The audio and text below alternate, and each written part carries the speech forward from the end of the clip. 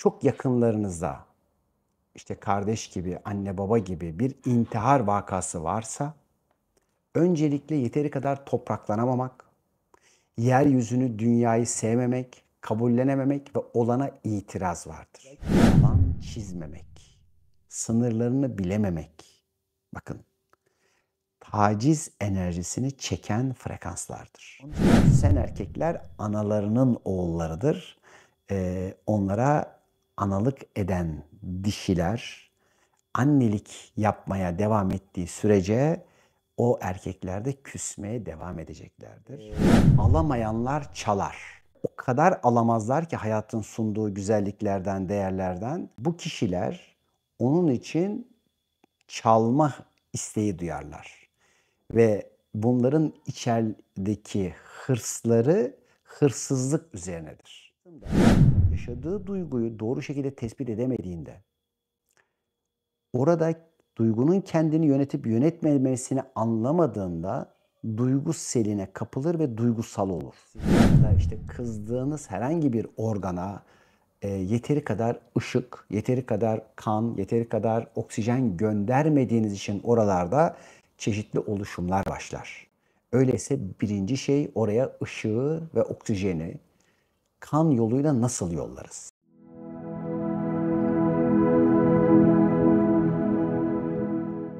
Merhaba sevgili dostlar. Hepimiz hoş geldik. Bugün 2024 Eylül ayı genel soru cevap yapacağız. Size faydalı olduğunu düşündüğünüz, fayda verecek, yarar sağlayacağınız her türlü soruyu sorabilirsiniz. Mümkün oldukça kendinizle ilgili olsun. Kendinizin fayda alacağı bir konu olsun. Şimdi biliyorsunuz ki gençlik kampı yaptık, çocuk kampları yaptık Antalya'da ve burada çocuklarımıza, gençlerimize gerçekten çok güzel aktık ve onlar da çok güzel alışverişlerde bulundular ve onlarla ilgili videoları yayınlıyoruz zaman zaman. Oralardan kendinize güzel faydalar alın. Çocuklarınıza nasıl davranacaksınız, çocuklarla nasıl alışverişte olacaksınız? Burada çok güzel böyle veriler var ve orada çocukların dönüşümleri, iyileşmeleri, kendi fark edişleri, bu aktarımları özenle izleyin ve sizler de hem çocuklarınıza hem gençlerinize onun için fayda rehberliği yapın. Çünkü biz onların sahibi değiliz, emanetçileriyiz ama Allah'ın emanetlerine güzel ve iyi bakarak bir şekilde akalım. Şimdi bir de tabii kahvaltılarımız var. İstanbul'da ayın 21'inde Akbatı'da bir buluşmamız var. 28 Eylül'de yine İzmir'de bir buluşmamız var. 28'inde var, 29'unda da kahvaltımız var sevgili dostlar. Ondan sonra 6 Ekim'de Ankara var. Aydınlıkla Karanlığın dansı kampımız var. Ve daha bir sürü bir de özel atölyelerimiz var. Vakti olanlar, kendisine fayda vermek isteyen dostlarımız bu çalışmalarımıza katılabilirler. İbn Sina Akademi Şifa Vakfı'nın atalık tohum isteyen dostlar, özellikle buğday bir sürü arkadaşlara hani ulaştırıldı. Şifa Vakfı'yla temasa geçsinler. Orada ihtiyacı olanlar bu önümüzdeki dönem için atalık tohum buğdaylardan temin etmek üzere sizleri yönlendirecek oradaki fayda rehberlerimiz. Evet. Şimdi zaten arkadaşlarımız yazmışlar. Ankara'dan selamlar geliyoruz. Evet. Her birinize sevgiler, selamlar, güzellikler olsun. Şimdi sağ yumurtalıkta kis var. Doktor önemli değil dedi demiş Sezgin. Şimdi tabii arkadaşlar bedeninizdeki her işaret önemlidir.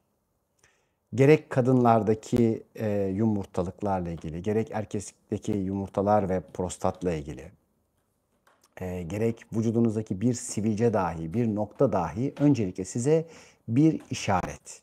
Ve bu işareti öncelikle doğru iyi bir şekilde alıp bedenimize doğru bir şekilde akmamız gerektiği bilgisi var. Evet, yani bu şu demek, hani evet şu anda hemen size zarar verecek, ameliyat yapalım, keselim, bilmem ne yapalım diye değil. Ama diğer taraftan da şimdi bu ne demek? Ne istiyor beden? Şimdi özellikle birçok arkadaşlar biliyor ki şimdi her yıl biz ilkbahar ve sonbaharda bir arınma kampı yapıyoruz. Bir detoks kampı yapıyoruz mesela. Bu kamplardan sonra özellikle bedenlerimizde işte kistler, miyomlar, polipler birçok şey kendiliğinden atılıyor, gidiyor. Peki nasıl oluyor bu? Yani diyelim ki özel olarak şu organ, bu organ demediğinizde çünkü bedenimiz aslında karaciğer vasıtasıyla, çeşitli işte sistemler vasıtasıyla sürekli bir detoks yapar, bir arınma içine girer. Ama şimdi atan o çıkış muslukları kapandığında, tıkandığında, hani bir su gideri dahi tıkandığında ne olur? İşte oraya bir icap ederse bir pompa kullanıyorsunuz. Bazen bir açmak için bir şey kullanıyorsunuz. İşte her türlü hastalık ve rahatsızlıkta da bedenimizin detoks yapan çeşitli sistemleri kilitlenmiştir. Ve orada gereği kadar enerji gitmiyordur, gereği kadar oraya oksijen gitmiyordur, gereği kadar ışık gitmiyordur. İşte o tekrardan oraları canlandırabilmek üzere buraya bir enerji alışverişi lazımdır. Özellikle oksijen çok önemli. Bununla ilgili YouTube'da aşk kası nefes çalışmamız var.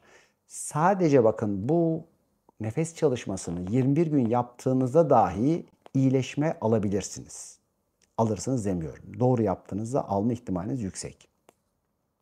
Neden? Çünkü kullanılmayan herhangi bir öfke ya da yetersiz ya da işte kızdığınız herhangi bir organa yeteri kadar ışık, yeteri kadar kan, yeteri kadar oksijen göndermediğiniz için oralarda çeşitli oluşumlar başlar. Öyleyse birinci şey oraya ışığı ve oksijeni kan yoluyla nasıl yollarız? İşte öncelikle oradaki bölgeyle ilgili bir farkındalık, ondan sonra fiziksel olarak çalışmalar, harekete geçmek, eğer mümkünse de bir arınma, bir detoks, bir programından geçerek buralardan güzel bir şekilde faydalanılabilir sevgili dostlarımız. Evet, Tülay der ki, iyi akşamlar hocam. Erkek kardeşim intihar etti, lütfen görün, çok üzgünüm demiş Tülay. Şimdi öncelikle Allah rahmet eylesin. Çok yakınlarınızda işte kardeş gibi, anne baba gibi bir intihar vakası varsa öncelikle yeteri kadar topraklanamamak, yeryüzünü, dünyayı sevmemek, kabullenememek ve olana itiraz vardır. Ama şimdi Tülay, bunu sen de seyrediyorsun ve bu senin de artık bir rüyan, senin de bir olayın. Ve şimdi kardeşin, hayatın, ona verilen bu değerin kıymetini belki yeteri kadar anlamayan bir tekamüldü. Ama şimdi sana bıraktığı bir miras var. Görüyorsun ki öncelikle bıraktıklarına ne kadar acı veriyor. Görüyorsun ki bu kadar değerli bir hayatı, bir dünyayı, bir bedeni ziyan etmenin farkındalığını görüyorsun. Evet, burada zaman zaman hayat inişlidir, çıkışlıdır. Her birimizin çok güzel kahkaha, şen günleri olduğu gibi belki ülkenin, olayların, ailenin bazı hüzünlü günleri de vardır. Yaslarımız da vardır. Yasımızı tutacağız. Diğer taraftan buradaki bilgiyi alacağız. Ve bilgi şu ki sen de evin içindeki işte diyelim ki o mirası veren anne baba kimlerse onlar da hayatın yeteri kadar değerini bilmeyenler ve öğrenilmesi gereken hayatın ne kadar değerli olduğu, ne kadar kıymetli olduğu ve bununla ilgili de özellikle topraklanayım, kökleneyim çalışmaları, kök çakra çalışmaları sana çok iyi gelecektir. Bu durumda özellikle yasları olanlar kök çakra çalışmaları yapmasında fayda var. Daha iyi köklenebilmek için, hayatla bağ kurabilmek için. Şimdi biliyorsunuz Anadolu'da hani mezarlığa gidilir, ölü defnedilir, ardından eve gelinip helva yenir. Helva nedir? Tatlıdır. Hayat devam ediyordur. Hayatla tekrardan bir bağ kurup hayat içerisinde güzel bir şekilde ilerleyebilmek içindir. Şimdi sevgili dostlar, dildeki yarıklar her bir tanesi ayrı anlam ifade eder. Şimdi benim bu konuda Kaderin Kodu kitabında dille ilgili resim var. Büyük ihtimalle onu arkadaşlarımız şey de koymuşlardır, siteye de koymuşlardır. Orada her bir çizginin, kızarıklığın, her bir tanesinin ayrı ayrı anlamları vardır. Ve bunlardan faydalanın. Şimdi birkaç tane örnek vermek istiyorum. Mesela dilimizin ucu. Burası bizim kalp noktamızdır. Timus'tur mesela. Hemen yanları, bunlar bizim akciğerlerimizdir. Burada kızarıklık varsa, burada herhangi bir şekilde işte solunum sistemiyle herhangi bir şey varsa. Şimdi dilin ucundan yukarıya doğru, şimdi kesik kesik çizgiler varsa ayrı bir şey. Eğer o çizgi yukarıya kadar çok uzun bir şekilde devam ediyorsa dolaşım sistemiyle ilgili bir konu vardır. İşte diyelim ki çok arkalarda böbrekler vardır. En arkalar özellikle üreme sistemleri, böbrekler, oralarda şeyler varsa. Biraz artık yanlardan gelmeye başlayınca midemiz vardır. İşte diyelim ki yani bir 5 elementten okuruz bunu. Bir de noktalardan okuruz. İkisi farklıdır. Yani 5 elementin sistemiyle refleksoloji noktaları olarak dilde bazı farklılıklar vardır. Ama bunlarla ilgili dediğimiz gibi bizim yaptığımız elde, dişte, ayakta, kulakta böyle bir sürü yerlerde hani size aktarımlarımız var. Bunlardan faydalanabilirsiniz. Bir de özellikle tabii dillerinizde beyaz ama dediğimiz hani böyle Ayurvedik dildeki bunlar birikiyorsa o zaman sindirim sorunları vardır ve mutlaka bir detoksa ihtiyaç vardır. Yani gidip bakacaksınız dilinizde eğer çok fazla beyazlık birikiyorsa bilin ki başta akciğerler ve kalın bağırsaklarınıza bol miktarda kandidalar olabilir. Ya da rahim bölgelerinde olabilir. Bunlarla ilgili detoks yapabilirsiniz. Lale der ki, sol kol tendon zorlanmasını nasıl okuruz? Şimdi tabii biraz önce de mesela zannediyorum sağ tarafta bir şeyden bahsediliyordu mesela. Şimdi sağ eril, baba, zaman, maneviyat, sol dişil, kadın, dünya, beden diye okursak, öyleyse dişi, kadın, bedenle ilgili, şimdi tabii kol ama kolun şimdi bir sürü yerleri var. Şimdi eğer bilekse yeteneklerle ilgili zorlanma. Dirsekse şimdi bu yeteneklerin kullanım ve şimdi bazı işlerdeki alanı eğer yukarıya omuza kadar çıkıyorsa bu sefer sorumluluklarla ilgili alanı. Tabii ki ince detayları var bunların. Bunları hayatın matematiği gibi işte eril dişil e, dengesi atölye çalışmalarımıza daha detaylı bir şekilde aktarıyoruz. Ama bunların her bir tanesi mekanizmanın içindedir. Siz zorlandıysanız ve tendonlarsa özellikle burada mesela ağaç elementine girer ki burada zorladığınız büyük ihtimalle yetenekleriniz ve birazcık duygu olarak da zorlanmalarınız. Sırt bölgesiyle ilgili daha yeni bir çalışma yaptıydım. Şimdi tabii ki renkler de önemli. Şimdi mesela beyazsa pigment ölümleri var. Şimdi karaciğer ise çoğunlukla kahverengi, kalpsel ateş elementiyle ilgili oldukları zamansa daha kırmızı noktalar oluyor ki sırt bizim geçmişte arkada bıraktıklarımız sevgili dostlar. Şimdi öncelikle aslında alamayanlar çalar. Şimdi ne kadar ters köşe değil mi? Yani o kadar alamazlar ki hayatın sunduğu güzelliklerden, değerlerden. Şimdi bu kişiler onun için çalma isteği duyarlar.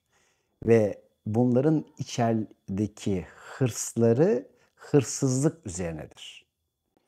Şimdi diğer taraftan böyle bir kız kardeşe sahip olmak ve onu izlemek, sen nerede alamıyorsun diye bakacaksın. Yani hayatın sunduklarını sen nerede alamıyorsun? Bazen bir bilgiyi, bazen bir ilgiyi, bazen bir iltifatı, bir güzel sözü nerede alamadığına odaklandığında bağlantıyı göreceksin. Şimdi demiş ki bir tekamül yolcusu, annem çok çalışkan, hareketli bir kadın iken beyin tümöründen kaynaklı yatağa bağımlı hale geldi. Annem, babam, sevdiklerim sürekli kaybetme korkusu yaşıyorum diyor sevgili dostum. Şimdi zaten bakın eee, birçok yerde şunu anlatıyoruz. Yani hayat o kadar müthiş bir dengeli sistem ki siz herhangi bir yerde dengeyi bozduğunuzda, herhangi bir alanda aşırıya gittiğinizde sistem sizi dengelemek üzere başka taraflardan geliyor. Şimdi anneniz ne diyor mesela size? Ben diyor bak o kadar aşırıya gittim ki çalışmakta. Evet çalışkandım ama çalışkanlığımı şu alanda kullandım. Yani bir fayda alışverişine değil, işte belli annemden babamdan öğrendiğim ezberleri yaptım. Ve şimdi kendimi durdurdum ve yatağa bağımlı tamamen yataya geçtim. Yani o kadar eril ve dikey idim ki şimdi tamamen yatay ve tamamen bir yatak bağımlısı oldu. Şimdi buradan kendimize bakacağız. Biz nerelerde aşırı dikey, aşırı çalışıyoruz, nerelerde aşırı tembellik ediyoruz. Şimdi birçok kişi sadece madde, dünya hayatı içerisinde işte çalışkanlığını aşırıya götürdüğünde diğer alanları ihmal eder. İşte bu diğer alanlar ihmal edildiğinde doğal olarak kişi bir taraftan ayağına çelme takar ve dengeyi kurmak için o aşırılığı iyileştirir. İşte sen de şimdi bu annenin kızı olarak seyrettiğin bu filmde alacağın dersler ne? Nereleri nasıl iyileştirebilirsin? Buna bakacaksın. Ki oradaki kaybetme korkusunun da zaten ardında kendi hayatını, kendi değerini yeteri kadar bilmeyip yeteri kadar köklenememek ve topraklanamamak vardır. Duygu hali çok kıymetli bir şey sevgili dostlar. Duygu zenginliği çok kıymetli bir şey. İnsana has, bu bedenle bizim tanıştığımız ve dünyayı, hayatı çok daha derinden hissedebilmek ve kayıtlar yaparak tekrar birçok şeyi öğrenmek zorunda bizi bırakmayan ve birçok sistemi de kolaylaştırmak üzere duygu izleri ve duygu barkodlarına sahibizdir. Bazıları yaşadıkları duygunun yönetimine girip duygusallaştıkları için duygularını kapatır ve kendini hissizleştirirler. Bu dostlar, bu arkadaşlar bu sefer her alanda hissizdirler. Bu çok önemli bir noktadır. Yani sadece bu konuyla ilgili bir belki bir saatlik bir çalışma ihtiyacı vardır. Diğer taraftan duygularını yöneten, duygularını fark eden ve duygu zenginlikleriyle hayatını yaşayan kişiler gerçekten mutluluğu çok daha derinden yaşar ve hissederler. Şimdi bir kısım da yaşadığı duyguyu doğru şekilde tespit edemediğinde, orada duygunun kendini yönetip yönetmemesini anlamadığında duygu seline kapılır ve duygusal olur. Ve bu sefer kişi duygu tarafından yönetiliyor olur. İşte burada bizim fark edeceğimiz şey birincisi duyguyu yönetenin kendimiz olmasıdır. Yani diyelim ki biraz önce bir arkadaşımıza ne dedik? Bir yası var. Kardeşi vefat etmiş. Şimdi evet burada o yası tutacak. Helalleşmelerini yapacak. Şimdi bu onun yönetiminde bir şey. Ah gitti, vah gitti, bilmem ne oldu, şimdi işte öldük, bittik. Şimdi o duygu çarkına girip de o duygunun içerisinde duygu tarafından yönetilen olduğunda bir akıl dizgisi kaybolur. Öyleyse duyguları akıl ile yönetebilmek ve bir şekilde de onun zenginliğinden faydalanabilmek önemlidir.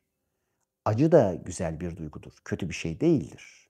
Acıtabilir, neşelendirebilir, coşturabilir. Bütün bu hatta heyecan bir duygudur. Şimdi bunların her bir tanesi, şimdi özellikle, birçok gençlerde, yeni yetişen nesilde bakıyoruz ki kapatılmış ve duygusuzlaşmaya gidilmiş. "Bak," diyor, "kalbimle, duygularımla karar verdim, ne hale geldim." Hayır diyoruz, yani sen duygusallığınla karar vermişsin.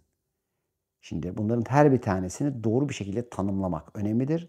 Doğru tanım yaptığımızda ise biz aklederek, aklımızla kullanacağız. Bu konuda bazı kitaplarımda örnekler var, okumuşsunuzdur. Hani bir at, araba, hani,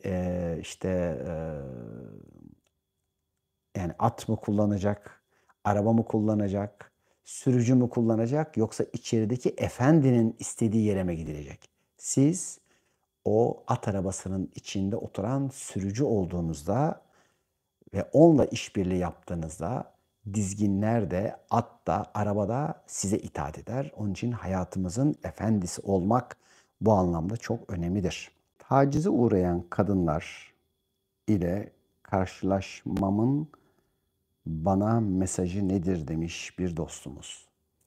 Şimdi özellikle tacize uğrayan kişiler, kadınlar, çocuklar, erkekler, bu kişilerin tekamül olarak buna neden ihtiyacı var sorusunu yanıtladığımız böyle daha uzun metrajlı çalışmalarımız var. Ama burada öncelikle kişi açısından bakarsak, yani yapanın değerlendirilmesi ayrı bir konudur. Yani onun gerek adli, gerek işte diyelim ki vicdani ve ilahi adalette bir sürü prosedür vardır. Ama şimdi bu taraf soruluyorsa özellikle alan çizmemek, sınırlarını bilememek, bakın taciz enerjisini çeken frekanslardır.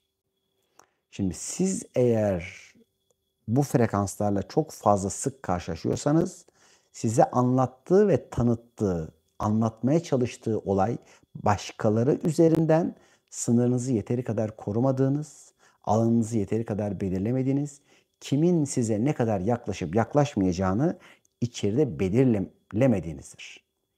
Şimdi dikkat ederseniz alan belirleyemeyen insanlar bedenini, duygularını, düşüncelerini, hayatını, onlara emanet edilenleri yeteri kadar korumamış, koruyamayan ve değerini az bilenlerdir.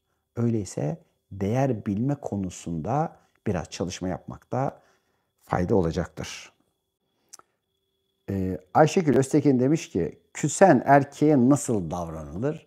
Sevgili dostlar, şimdi her türlü küsmenin arkasında dalak meridyeni vardır. Toprak enerjisi vardır. Dalağı zayıflamıştır. Yoksa eril enerji, yani tam tersine kucaklayıcı ve şefkatle, hani her türlü eksik ve hatada durumu iyileştirecek olandır. Yani kız evi naz evidir. Onun için küsen erkekler analarının oğullarıdır.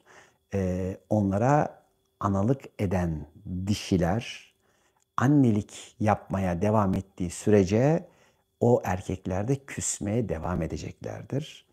Öyleyse bu erkeklere annelik değil, kadın olmak, karı olmak burada sizin seçiminiz olmalıdır ki onlar da sizi anneleri yerine koymaktan artık feragat etsinler.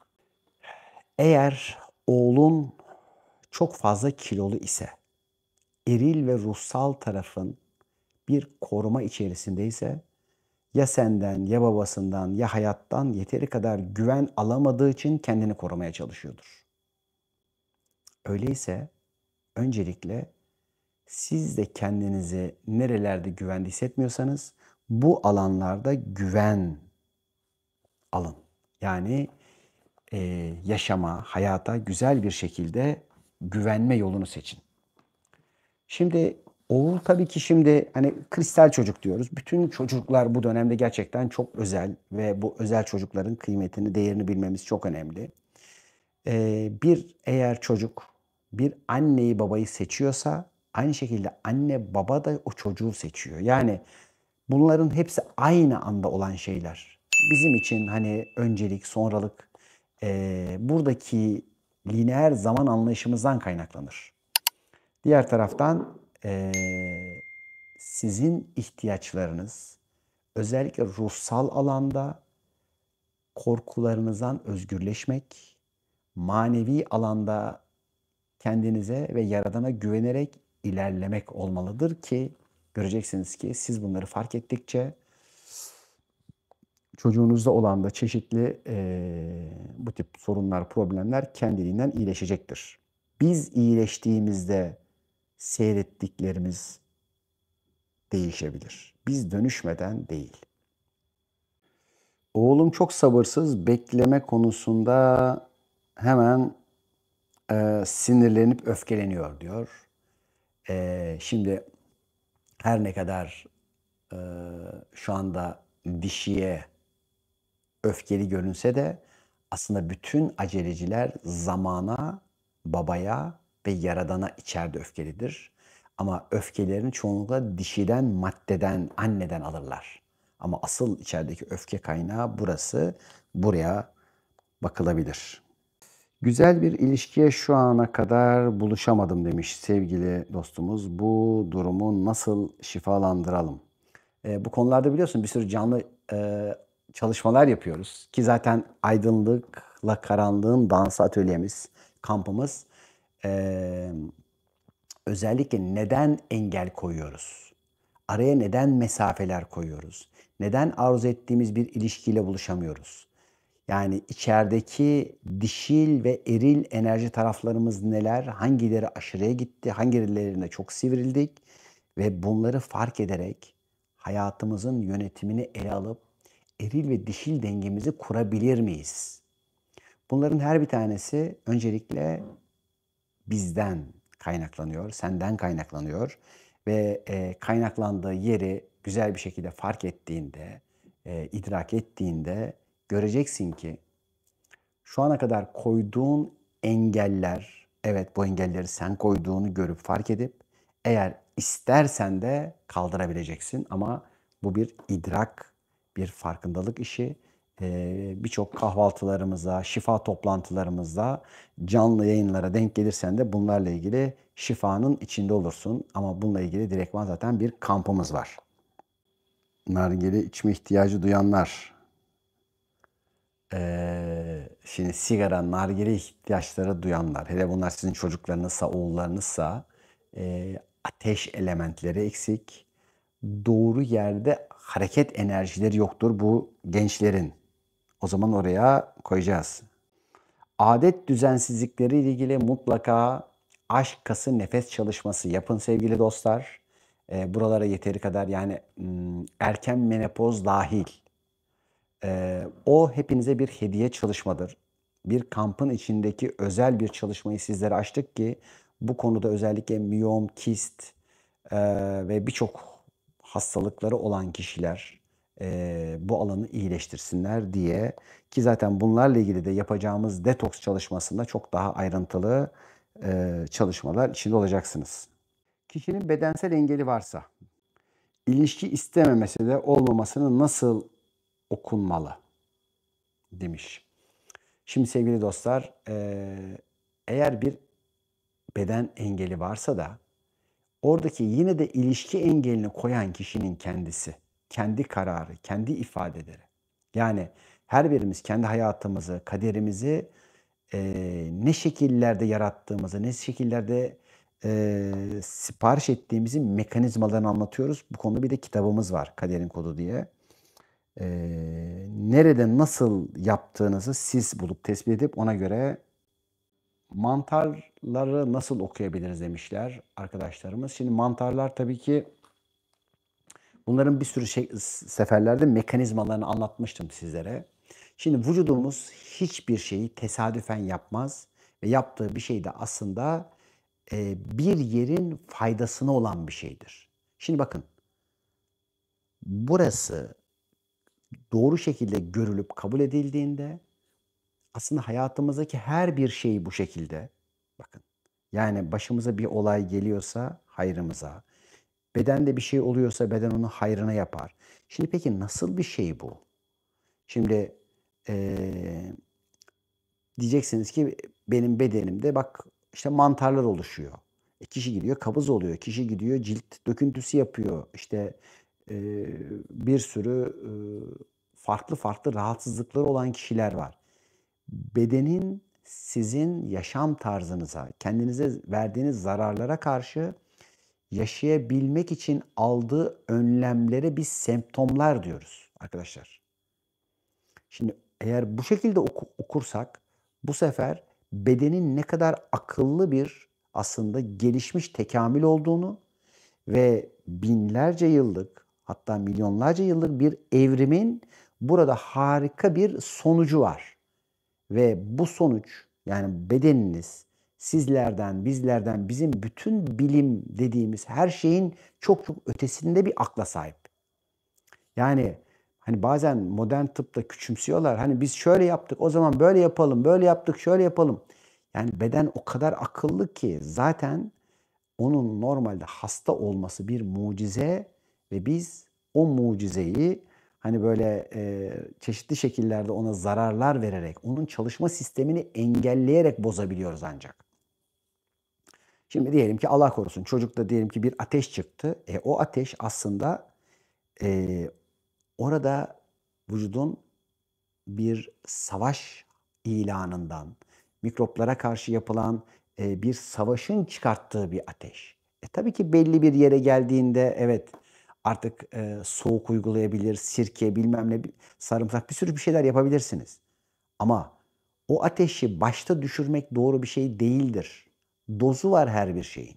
Yani ateşin de bir miktarına ihtiyaç var. Diyelim ki bademciğiniz şişti, sigortalar, bunların doğru bir şekilde yine anlaşılıp hemen herhangi bir hastalıktan, rahatsızlıktan kaçmak değil, öncelikle gelen mesajı doğru bir şekilde anlayıp hayatımızda, olaylarımızda, ilişkilerimizde, bakış açılarımızda neler var ve bedenimiz bizle nasıl konuşuyor, hangi dilden konuşuyor? Burayı görüp anlamak hepimize çok daha faydalı olacaktır. Terlemelerin birçoğu gece terlemeleri akciğerlerle ilgilidir. Fakat çok hassasiyeti olan kişilerin bazı semptomlarındandır. Medyumluk semptomlarındadır. Aşırı hassasiyetin bazı böyle durumları da olabilir. Özellikle gece 3-5 arası diyeceğim. Ama bu 7'ye kadar da olabilir. Serin bir yerde yatın. Burası çok önemli bir mekanizmadır, çok önemli bir bilgidir bu. Çünkü akciğer saatidir ve akciğerlerimiz serin sever. Eğer sıcak hava verilirse akciğer kendini yeteri kadar yenileyemez ve akciğeriniz yenilemediğinde cilt ve kalın bağırsaklar bundan zarar görür. Bakın ne kadar basit bir şey gibi görünüyor. Onun için şimdi kış geliyor, sonbahar kış. Özellikle bu saatler içerisinde kaloriferi yakmaktan sakının.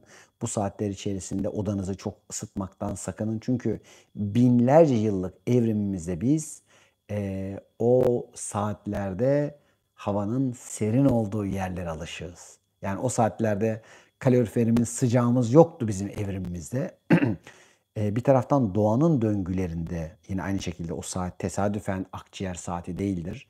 Ve o saatlerde özellikle hani kollarınız açık aynı bir böyle bir bebek gibi şöyle açın ve güzel bir şekilde bir bebeği izleyin bakın ne yapar? Eller bu şekilde yatar.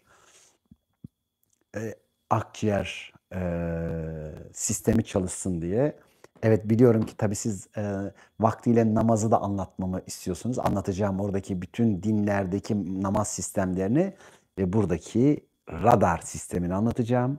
Buradaki bağlantı sistemini ve bebekler neden bu şekilde nefes alıp veriyorlar. Bunların bağlamalarını anlatacağım. Ama şu sıra biraz daha vakit var. Gözde kuruluklar neden olur?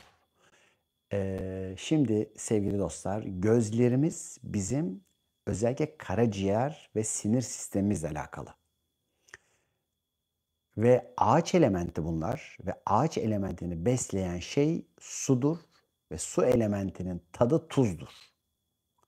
Şimdi yeteri kadar bedende başta magnezyum olmak üzere sodyum, potasyum, safra tuzları bu gibi şeyleri doğru şekilde kullanmanız önemlidir. Onun dışında da ki göz kurulukları çoğu zaman göz tansiyonuna da sebep olur. Bunu şimdi böyle bir fincan gibi düşünün. Küçük bir fincan. Eee, Yarım doldurup bu fincanı içine de bir tatlı kaşığı tuzlu su, ışık suyu. Beden neyle beslenir de anlatıyorum. Bunu alın şöyle göz şeylerinize.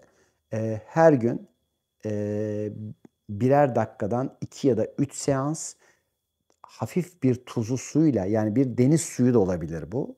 Ortalama yani %1 ile %5 arası bir tuzluluğa denk gelen bir tuzlu su yapıyoruz. Bunu deniz sularıyla da yapabilirsiniz. Ama Karadenizimiz bizim mesela biraz az tuzludur. %1,5'tur o bölgede yaparsa.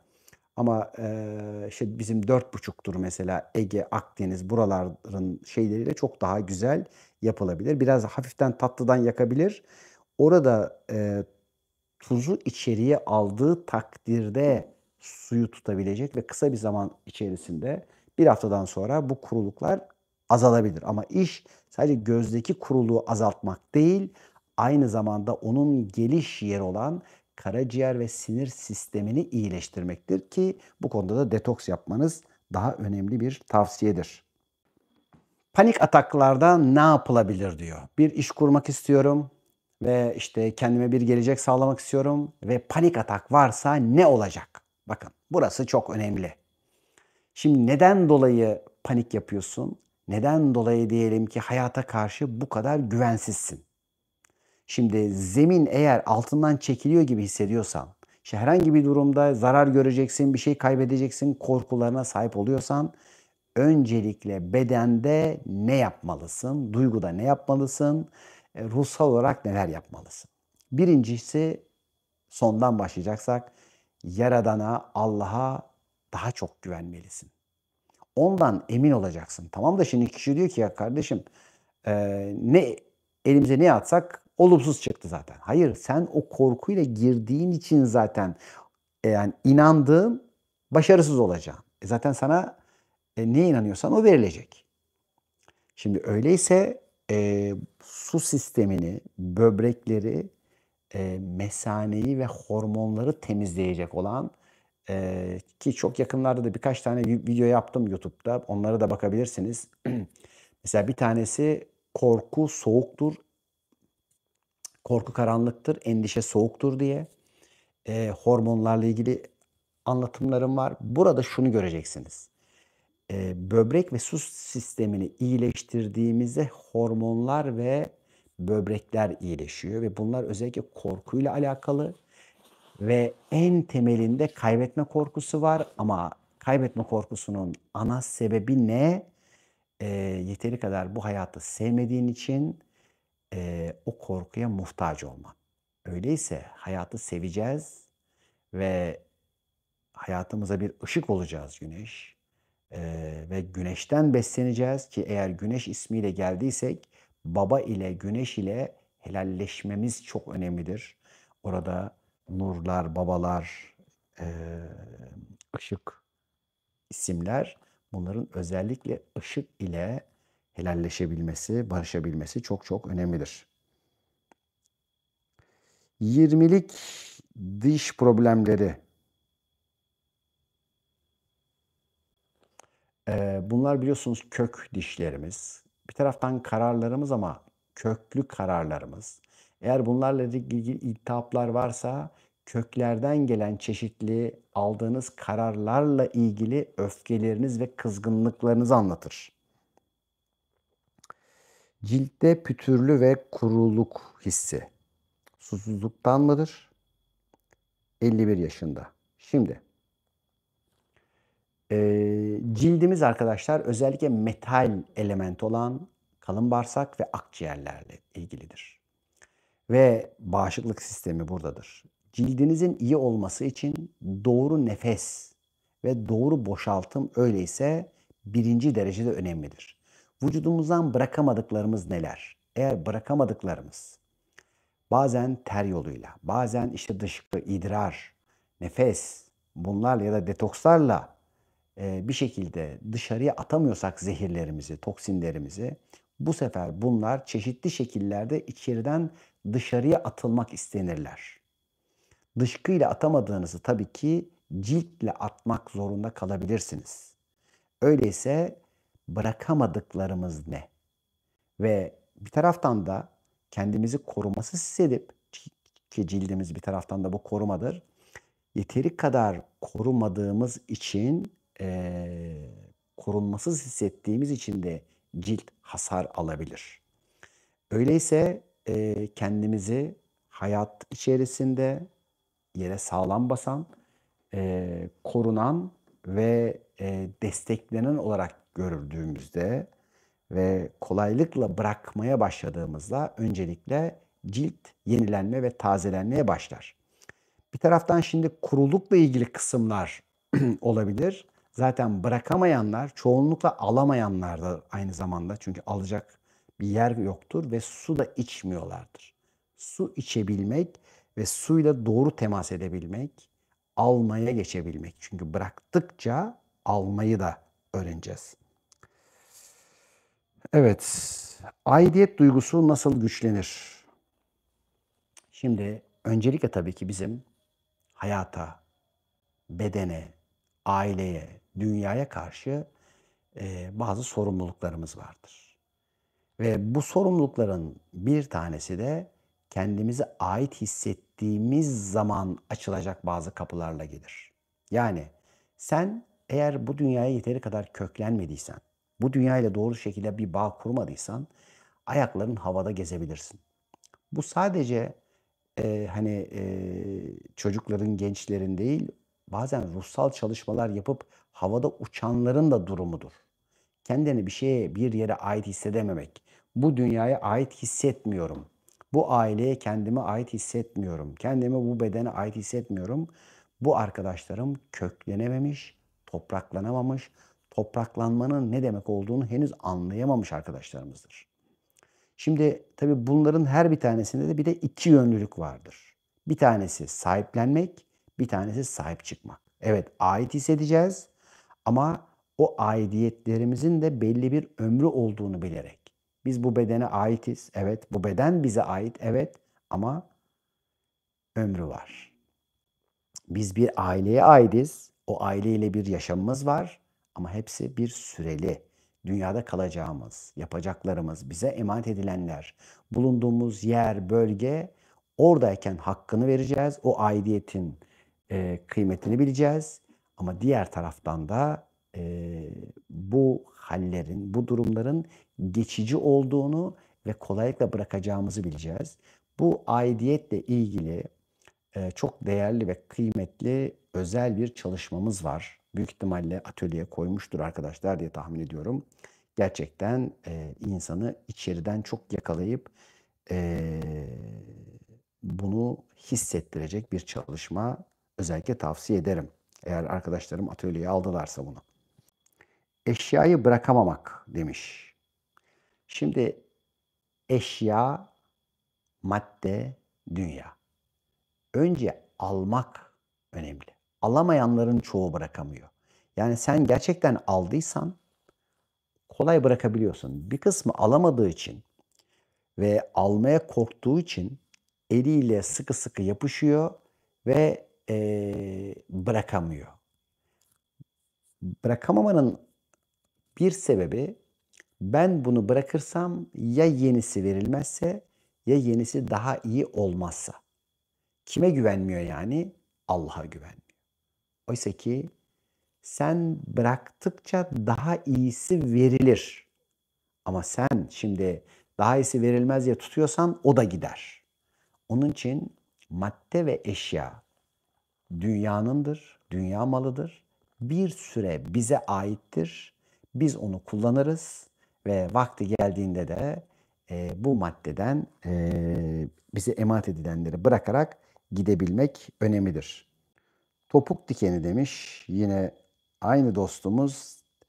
Topuk dikeni de direktman köklenme ile ilgili. Eğer tam ortasına denk geldiyse hem yumurtalıklar hem köklen 1 ve 2. çakralar, bakın biraz önceki soruyu soran arkadaşımız sormuş. Sevgili dostlar, bağımlılığa neden ihtiyaç duyarız? Neden dolayı madde bağımlıları vardır, eşya bağımlıları vardır, geçmiş bağımlıları vardır ki biraz önceki hani arkadaşımızın sorusunda eşyayı bırakamıyorum neden sorusunda olduğu gibi. Şimdi eğer biz bu hayatla bir bağ kuracaksak, kuracağımız bağ kendi seviyemize, realitemize, anlayışımıza ve dünyaya verdiğimiz değere göredir. Şimdi eğer bu hayat, bu dünya senin için yeteri kadar değerli değilse, değerini ve kıymetini bilmiyorsan, bu sefer sevgi ve şefkat, neşe bağlarıyla değil de bağımlı bağlarla dünyayla bağ kurarsın. İlişki bağımlılıkları, sigara, alkol bağımlılıkları, rutin bağımlılıkları, işte kendine göre bazı alışkanlıklar ve alışkanlık bağımlılıkları ve bunların her bir tanesi ah bak benim prensiplerim, benim kişiliğim, benim bilmem neyim, tavrım bilmem ne diye de bir de bunlara bağımlı olup bunlarla bağ kurarsın. Oysa ki hayat her an değişiyor, yenileniyor ve sen bu yenilenmenin içerisinde bir akışa davetlisin. Vaktiyle bilim konusunda bir çalışma yapmayı inşallah talep ediyorum. Vaktiyle güzel bir şekilde olsun. Çünkü bilime bakışımızı bir daha yenilemek durumundayız. Bilim sabit bir şey değil. Bilim hani bir şeyi yobazlık yapıp da işte bak bu budur denilecek bir şey değil. Şu andaki akışın içerisinde ulaştığımız nokta budur demesi gereken bir şey. Bir taraftan işte bilim bu alanda yobaz kalırken diğer tarafta inanç, maneviyat sistemleri de bir yobazlık kabul edecek bir şey değildir. Çünkü her bir yeni hal, yeni bir farkındalık, yeni bir açı seni bulunduğun yerden bambaşka bir yerlere götürmelidir. Eğer sen hala aynı alanda, aynı açıda, aynı halde kalıyorsan bu da bir bağımlılıktır. İnanç bağımlılığıdır. İşte bazen din insanları bilim insanlarını, bazen bilim insanları din insanlarını görmedikleri için ikisi de birbirini suçlar dururlar. Oysa ki ikisi de bu alanda aynıdır. Her an yenilenen, dönüşen bir hayatın içinde akmaktayız. Ve yeniden bakmak durumundayız. Ne enteresandır değil mi? Yani zaten yeni şeyler keşfetmek üzere bir yolda, yolculukta olan bilim dediğimiz sistem bir bakıyorsunuz ki hayır bundan başkası olamaz, bu doğrusudur ve tek doğru budur diye savunabiliyor bazen ki çok kısa bir zaman içerisinde bir bakıyorsunuz ki bir konu yeniden aydınlığa kavuşuyor ve bütün o konudaki o ana kadar yapılmış bütün bilimsel keşifler hepsi sil baştan. Ki sadece bilim değil ya da sadece teknik bilimler, işte fen bilimleri değil, sosyal bilimler için de böyle geçerli. Yani tarihle ilgili birçok konular yazılıyor, çiziliyor. Bir Göbekli Tepe geliyor, hepsini siliyor, götürüyor. Ama tarih kitapları aynı, bilim aynı şekilde. Bir sürü yeni buluşlar var ama hala neredeyse 1900'lerin fiziği, kimyası okutuluyor. Ne kadar enteresan. Yani son 10 yılda yapılan değişmelere, gelişmelere bakın ve 100 yıl önceki 1920'ler, 30'lardaki şu anda fizik, kimya, işte fen bilgilerimiz geçerli. Oysa ki her birimiz yenilenmeye, yeniden bakmaya, yeni açılarla yeniliklere ilerlemeye davetliyiz. İşte bağımlılıklar da geçmişin ve eskinin izlerinden kurtulamamak, alıştığı düzenin değişmesini istememek ve bildiğim gibi kalsın. Bildiklerim elimde kalsın ve bunları kaybetmekten korkuyorum demektir. Yeniden korkanların dinidir bu. Oysa ki evet, tüm bağlarım bana hizmet etsin. Bağımlılıktan öte olayım. Eğer bir alışkanlık kazanacaksam faydaya alıştırayım. Egzersiz alışkanlıkları değil mi? Spor alışkanlıkları, güzel sohbet, muhabbet alışkanlıkları edineyim. Faydalı güzel yemek alışkanlıkları edineyim. Yani bunun da faydalısı faydasızı var. Her birimiz onun için kendimize değer vererek değerlerimizi arttırır olalım. Vaktiyle yeni güzelliklerde buluşmak üzere. Şimdilik sevgiyle kucaklıyorum. Hoşça kalın dostlarım.